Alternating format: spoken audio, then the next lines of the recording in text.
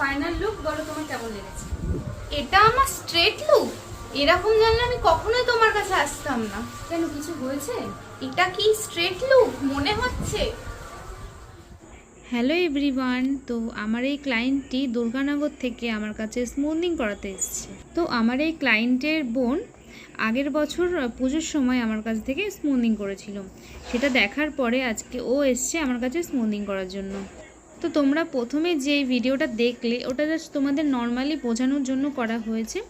তো অনেক জায়গা থেকেই এরকম স্মুথনিং করার পরে ওদের আফটার ওয়াশ যেই লুকটা হয় সেম এরকম দেখতেই হয়। তো হয় বলবো না, হয়েছে।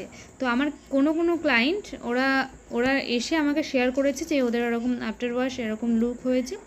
ওটা জাস্ট তোমাদের বোঝানোর জন্য। ওটা না, তোমার এটা ফাইনাল লুক বলো তোমার কেমন লেগেছে?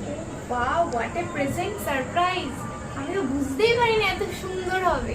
সত্যি খুব সুন্দর হয়েছে, আমি কখনো ভাবতেই পারিনি। আমার এত ভালো লেগেছে, এত সুন্দর একটা লুক ক্রিয়েট হয়েছে। Thank you so much.